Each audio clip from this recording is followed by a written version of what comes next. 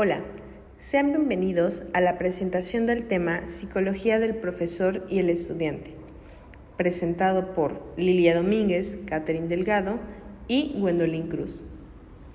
A continuación, se abordarán los temas recolectados y aprendidos durante el módulo Psicología del profesor y el estudiante de la Maestría en Educación de la Universidad de Anáhuac, otorgado por la docente Miriam Castillo.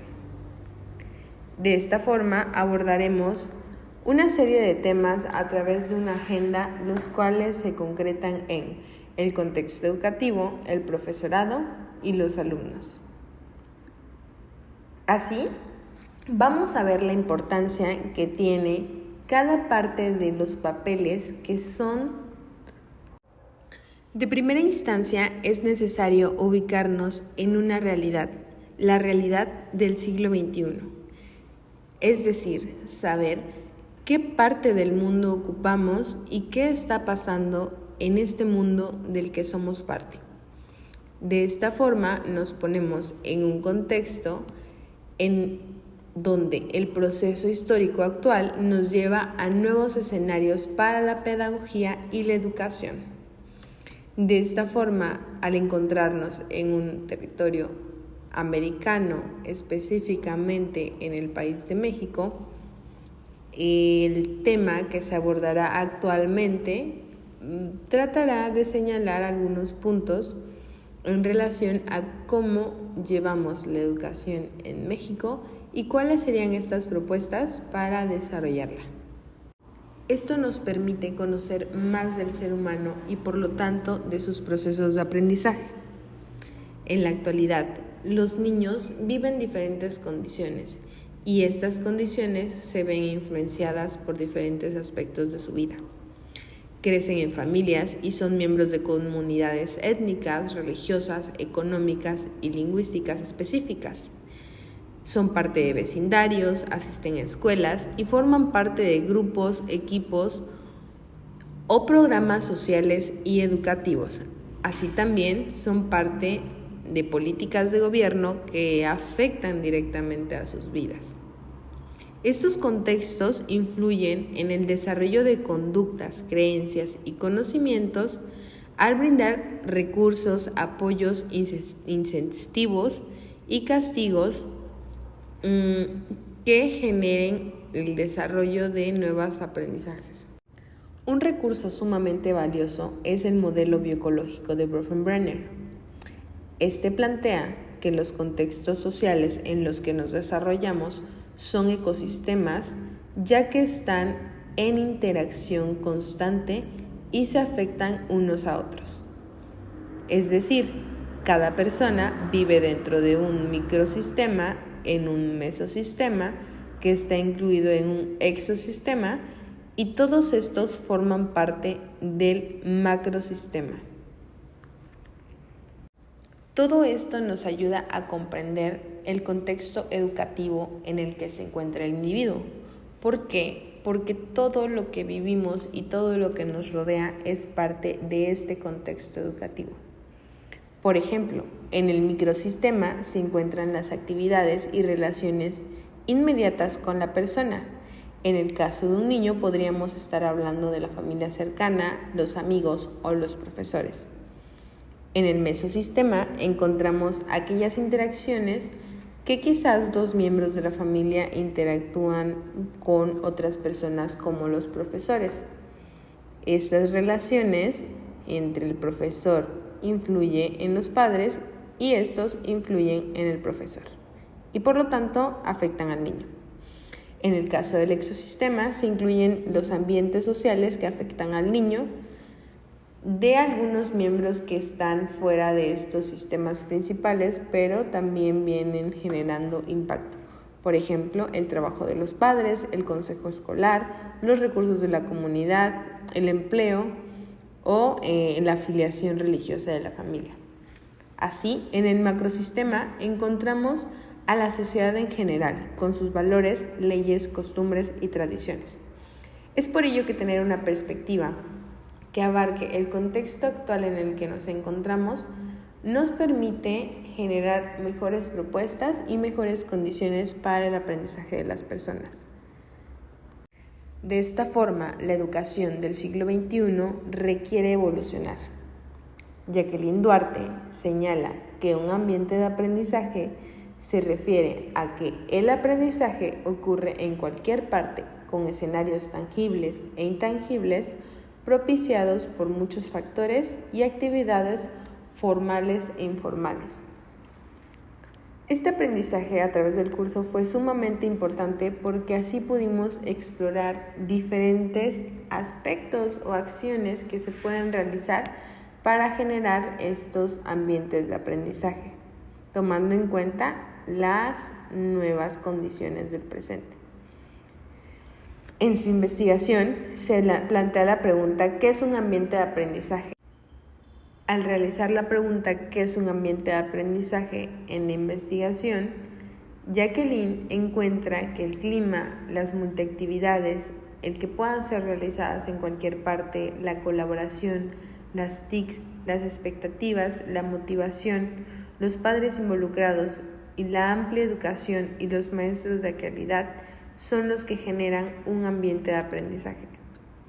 De esta forma, abrimos nuestro panorama al aula de clases, dándonos cuenta de que las condiciones de aprendizaje pueden ser aún más exploradas y conocidas por todos. Así, las integrantes del equipo compartimos algunas imágenes de nuestras prácticas de acuerdo a cada una de nuestras áreas. En el caso de Lili, ella tiene un aula de clases en donde el sector es la salud, por lo tanto se trabaja con medicina. En el caso de Catherine, la educación es de manera virtual y puede comunicarse con personas en cualquier parte del mundo. En mi caso, me desarrollo en el área de la educación medioambiental, por lo tanto, ir explorando nuevas formas de aprender y de enseñar es parte de mi trabajo y de mi día a día. Así, esta misma investigación encontró algunos factores valiosos en el aprendizaje y algunos factores que dentro de ellos son tangibles e intangibles. Entre ellos encontramos los de la columna del lado izquierdo, los cuales se refieren a los intangibles, tales como la motivación, la confianza, la sociabilidad, el aprendizaje, la honestidad, etc. Y del otro lado encontramos algunos como la calidad de los maestros, el liderazgo escolar, los recursos de la escuela, el tamaño de la clase, puntos que son tangibles desde la perspectiva de los resultados. Así, para finalizar el cómo vemos el contexto educativo actual, podemos cerrar con algunos puntos que resultarían unos retos para la educación, en donde encontramos que la falta de motivación, las familias disfuncionales, la cultura, la sociedad, la pobreza, los niños con dificultades, el internet, los padres, las distracciones, el bullying, el sistema educativo, el lenguaje, la falta de concentración y el tamaño de la clase, así como la mediocridad, el autoestima, la salud, las drogas, la pubertad y la inseguridad, son factores de sumamente importancia para la educación del mundo actual, ya que son nuestros principales retos. Parte de ser profesor no solamente significa el planear una clase, ya que si bien la planificación es importante en todo momento, uno puede sentarse ante una laptop y realizar una planificación detallada conforme al día, los recursos tecnológicos a utilizar y los temas a ver por día. Sin embargo, cuando llegamos al salón de clases, nos encontramos quizá con que el proyector no sirve o con que no están la cantidad de alumnos necesarios para la actividad que llevábamos programada. Esto significa que debemos de tener una flexibilidad constante. Podemos llevar el contenido de la clase o lo habremos planificado días antes o si bien tenemos planificado todo el semestre, aún así al día a día tendremos que irlo modificando. Quizá cambiando didácticas o recursos que sean mayormente aprovechados por los estudiantes o bien modificarlos. Es decir, no siempre nos enfrentaremos con el mismo grupo de estudiantes. Como podemos enseñarles a estudiantes universitarios, como es mi caso, también me ha tocado en muchas ocasiones dar pláticas para alumnos más pequeños, como por ejemplo en la escuela de mi hija di una plática respecto al ser médico.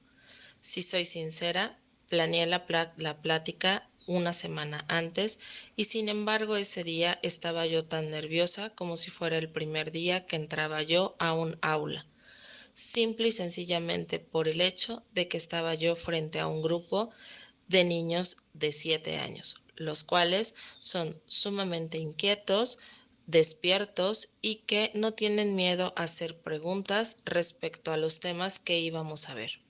Si bien llevaba preparado mi tema, y obviamente es algo que conozco ampliamente, ya que hablaba yo respecto a mi profesión, cada uno de ellos ese día me enseñó otra manera de verla.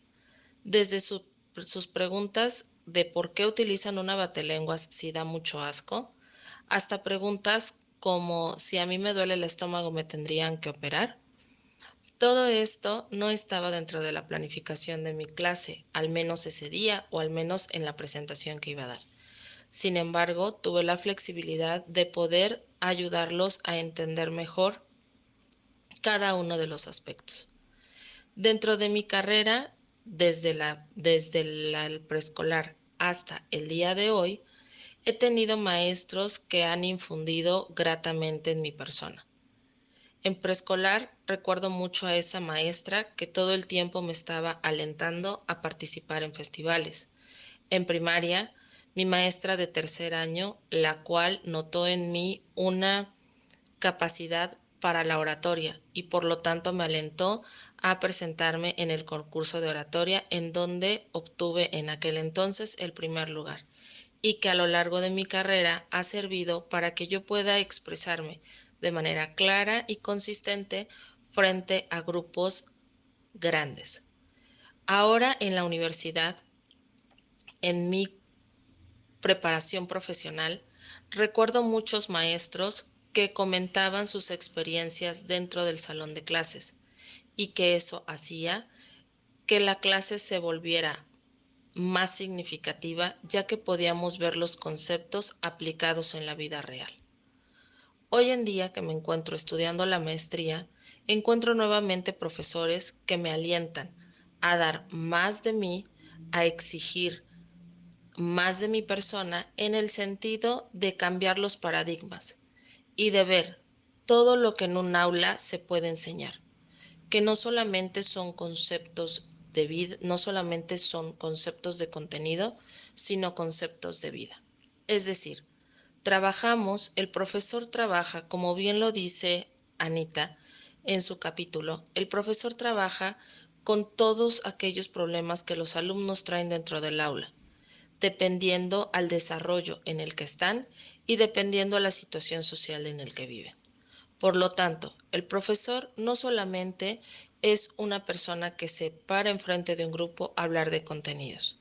El profesor es una persona que formará grandes seres humanos y por eso es que tenemos en nuestras manos la responsabilidad de hacer lo correcto, siempre utilizando la empatía, la flexibilidad, la adecuación, ya que ningún grupo será como otro, y la innovación en cada uno de nuestros planes magisteriales al pasar del tiempo. Aunque veamos los mismos contenidos, debemos recordar que jamás serán los mismos grupos. El alumnado.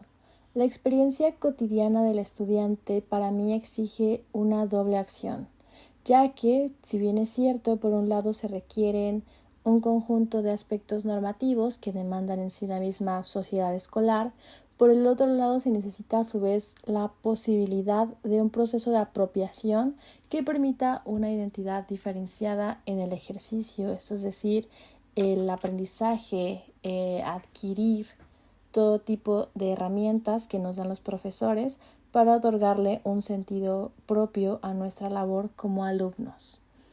En este sentido, ser alumno no es una tarea tan definida, pues todos los sujetos deben ajustarse bajo un mismo conjunto de derechos y deberes, de ejercicios propios del estudiante, de crear. Estudiar es crearse, es crear una cultura nueva, es en la mayoría de los casos ser transmisores de conocimientos entre nosotros y con nuestros maestros. Lo que aprendí es que ser alumno en definitiva es más que el ejercicio de este conjunto de tareas definidas por el sistema escolar. Implica poseer un conjunto de saberes que posibilitan desenvolvernos correctamente en una vivencia escolar cotidiana y preparar esto para el futuro. Saberes que se transmiten formalmente o informalmente de persona en persona y que una vez llegados a uno adquieren un sentido subjetivo propio. Esto como lo vimos durante todos los cursos hacia nuestro camino de la felicidad.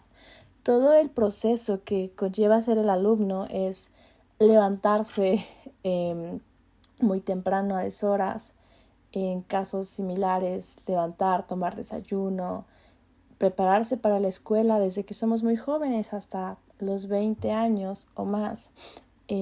Conlleva estudiar todo el tiempo, conlleva adquirir, compartir conocimientos, pero la base de todo esto es que nos prepara para el futuro. Los maestros son una norma, un camino que nos está guiando para conseguir nuestro fin en común, que es desarrollarnos. Ellos nos dan las herramientas para que nosotros, con base en nuestra identidad, con nuestro trabajo, podamos desarrollarnos plenamente para el futuro. En caso de que existan todas estas acciones, nuestro deber es tener una identidad propia que nos permita desarrollarnos. Mi experiencia personal como alumna es que toda mi vida he hecho nada más que estudiar, levantarme temprano, hacer las tareas, sacrificar salidas, viajes por hacer actividades, pero todo esto me ha llevado a mis escasos 24 años a aprender y a desarrollarme, a saber que todo lo que estoy aprendiendo en este momento, todos los conocimientos que estoy adquiriendo me van a permitir en un futuro poder ser sostenible hacia mí y hacia con los demás. Me gusta la experiencia de ser un alumno y he aprendido que yo puedo adquirir conocimiento de todos lados y de todas las personas, especialmente en mi actual grupo en la maestría. Entonces, como lo vimos en clase, el ser alumno y la tarea que conlleva el profesorado es algo único, es una relación que se manejó como telarañas, adquirir conocimiento y desarrollarlo para sea una herramienta que algunos ejercen de una manera fuerte. Finalmente, a manera personal, considero que los alumnos efectivamente constituimos una vivencia en todo este proceso, una interacción que tenemos con nuestros pares, otros alumnos, con otros actores del sistema, los maestros.